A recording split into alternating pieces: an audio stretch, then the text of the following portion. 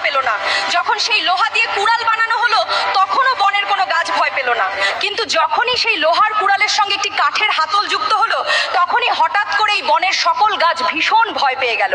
ঠিক সেই মুহূর্তে ছোট একটি গাছ বড় গাছকে জিজ্ঞেস করলো, আচ্ছা, যখন লোহা আবিষ্কার হলো তখনও তোমরা ভয় পেলে না, যখন কুড়াল বানানো হলো তখনও তোমরা ভয় পেলে না, তাহলে সেই কাঠের হাতল যুক্ত হওয়ার পরে হঠাৎ করে কেন ভয় পেলে?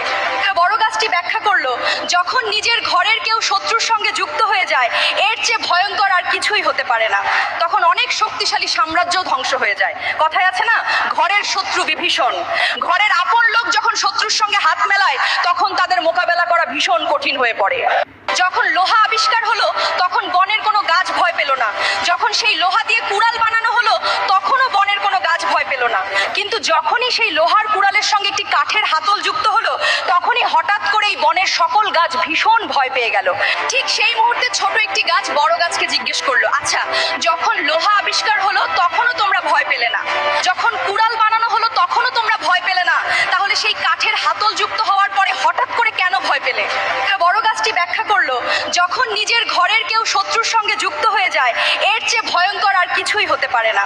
তখন অনেক শক্তিশালী সাম্রাজ্য ধ্বংস হয়ে যায়। কথায় আছে না, ঘরের শত্রু বিভীষণ। ঘরের আপন লোক যখন শত্রুর সঙ্গে হাত মেলায় তখন তাদের মোকাবেলা করা ভীষণ কঠিন হয়ে পড়ে। যখন লোহা আবিষ্কার হলো তখন বনের কোনো গাছ ভয় পেল না। যখন সেই লোহা দিয়ে কুড়াল বানানো হলো তখনও বনের কোনো গাছ ভয় পেল না। কিন্তু যখনই সেই লোহার কুড়ালের সঙ্গে একটি কাঠের হাতল যুক্ত হলো তখনই হঠাৎ করেই বনের সকল গাছ ভীষণ ভয় পেয়ে গেল।